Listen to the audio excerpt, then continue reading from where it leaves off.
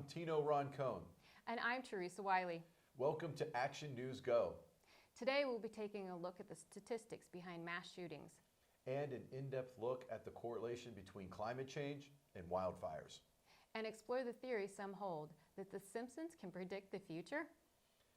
But first we begin with a tragic story coming out of Massachusetts that has left one Buffalo Wild Wings employee dead and sent several others to the hospital after being exposed to a common cleaning agent. Just after 5:30 p.m. on Thursday, November 7th, emergency responders in Burlington were called to the scene where an employee of the restaurant was exposed to a sodium hypochlorite cleaning agent called Super 8.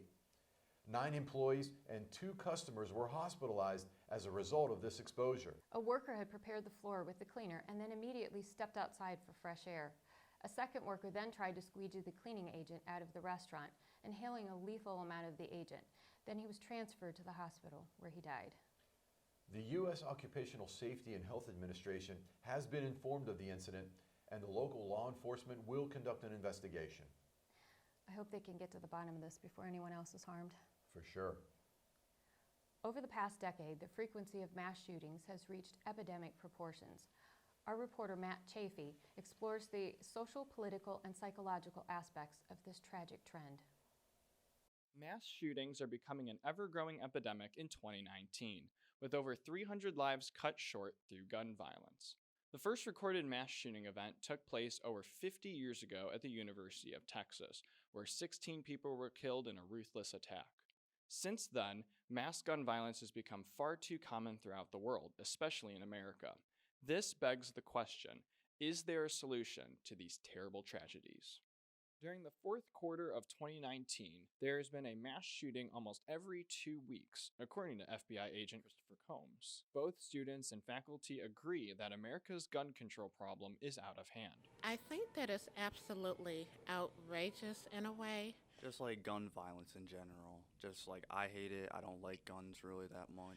I think that it would help if some of the guns are taken off of the streets. You can make as many laws as you want. You know, just like drugs or anything, or underage drinking, people are going to still get access to it. No matter what you do, if you take guns away, people are going to get them just like anything else. So I feel like they need to find a way to make it a little more strict. Psychology experts and law enforcement have conducted research to determine the cause of the increase of violence in U.S. schools. In an interview with former Special Agent Greg Truhan, he agreed that mental health, upbringing, and bullying are key risk factors. The research identified what are some factors in the people's lives that led them to this point. A lot of them had adverse childhood experiences. A lot of them had social, behavioral, psychological problems. While the research shows that mental health issues are a common risk factor for mass shootings, movements towards keeping guns out of the wrong hands have been slow. Former Congressman John Barnes is very concerned with America's slow progress on gun control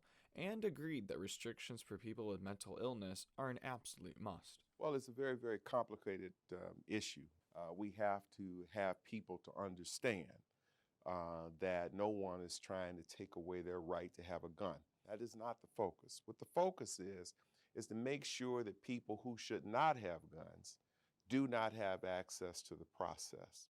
What happens is that you get this back and forth. On one side, it said, well, we want to take away somebody's gun, right?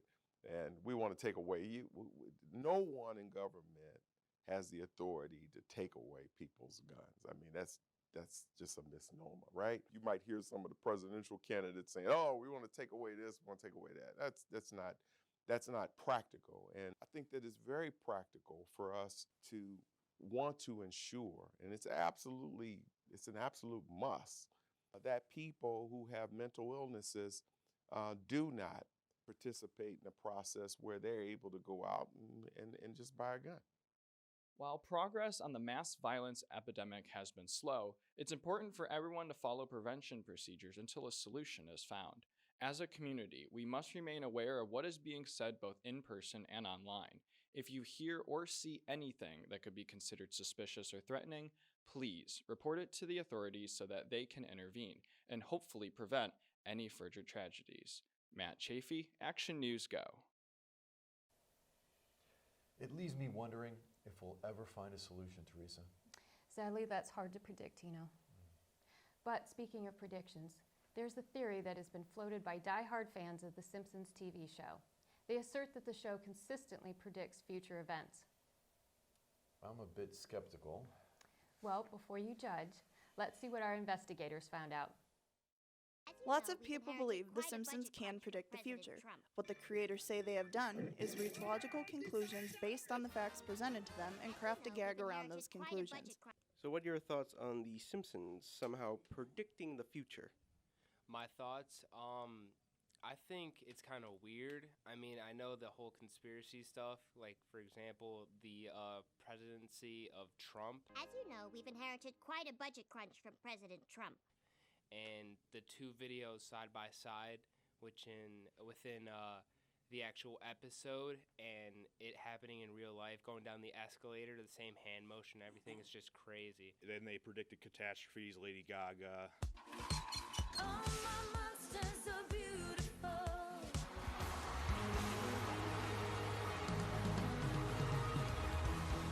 Do I think they plan the future or have ideas and insight as to what it is? No, I don't think anyone does. I think with them it's just sheer luck. You have like all these conspiracy theories going around. I mean, I guess it's up to you if you want to believe it. I think The Simpsons are pretty accurate. It'd be interesting to see if they predict anything in the future, man. Fortnite had just ended its 10th competitive season with the black hole sucking up the map and players. People were claiming to see images within the black hole, making this eerily similar to a gag from the second season of The Simpsons. Hey everybody, if you look real close, you can kind of make them out. Yeah! The Simpsons have had many other predictions through the years, including the Rolling Stones still touring in 2010 and the Siegfried and Roy Tiger attack.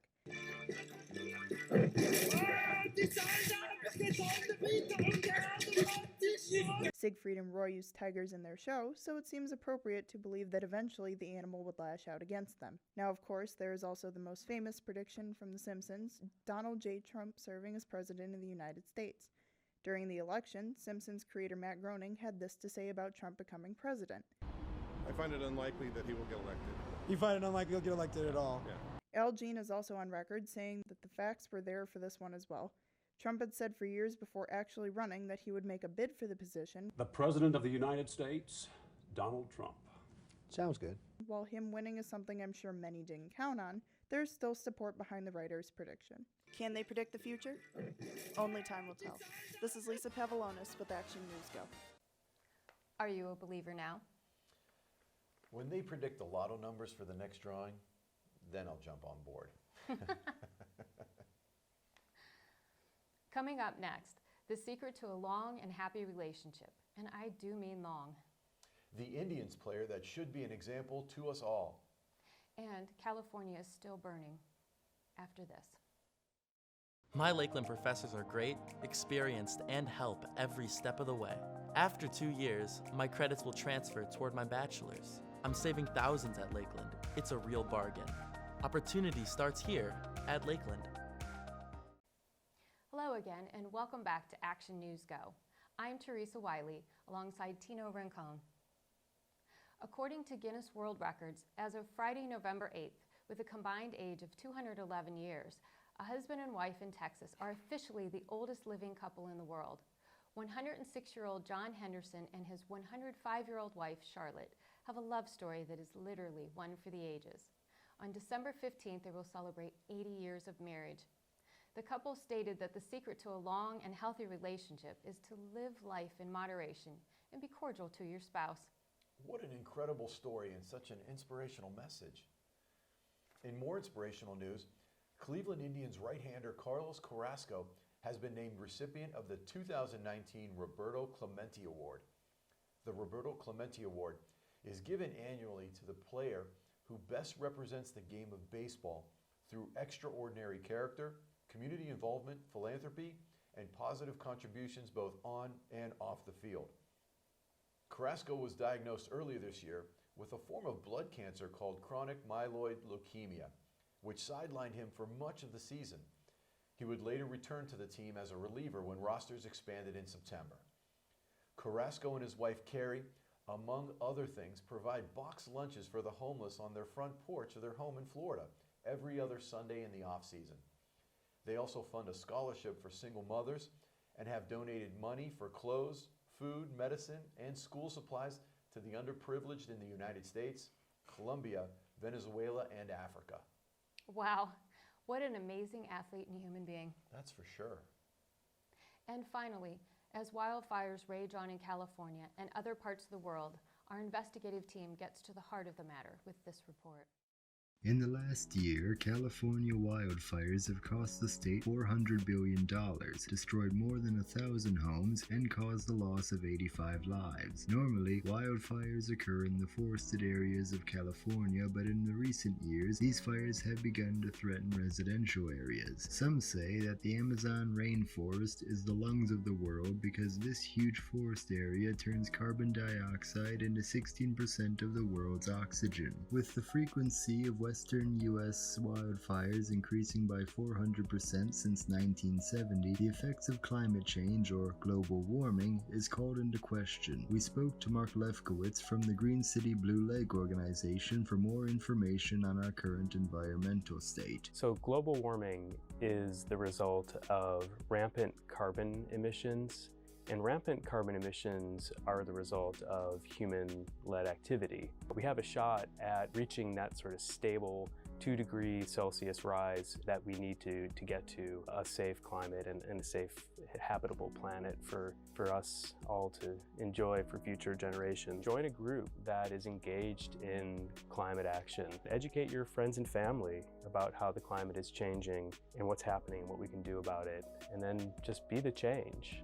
Earth's average temperature has been steadily increasing over the past 50 years, and this increase has and will continue to impact our environment. Nationally, our leaders have made some progress towards long-term solutions, but lately much of the progress is being implemented by state and local organizations. Cuyahoga Restoration is one such group. People have to understand that being an environmentalist or being environmental in the way you live or look at the world is not just, oh, I recycle. Learning literacy and attention, learn about it and look at the world through that lens because it's going to affect everyone. Glaciers and ice caps melting, wildfires, tropical storms, and more seem to be linked to greenhouse gases caused by global warming. But a true change in the way we treat our environment will not occur until the public has a solid understanding of this phenomena and the consequences of inaction. Hi, this is Tim Carlisle out here with Action News Go on the streets, and we're here with some Lakeland students asking them questions about global warming. What do you think about our planet's current issues with global warming? I mean, it's a pretty severe issue. I mean, if you look at Antarctica and all like the little polar bears, it's pretty bad. Global warming makes the earth too hot for me, and we destroy natural habitats. So I don't like it. Who exactly do you think is to blame for global warming? I mean, I feel like pollution has a big factor in that, so probably all the pollution. Really just us. There's nothing an animal could do at fault, or nature itself, so definitely humans for sure. What do you think is something that everybody can do to help combat climate change? Stop destroying trees, natural habitats, and slaughtering of animals, which we need to survive. Hey, well, that's all the time we have for Action News Go on the Streets. This has been Federico Esperon here with Tim Carlisle. Well, that's all the time we have today. I'm Tino Roncone. And I'm Teresa Wiley for Action News Go. Thanks for watching.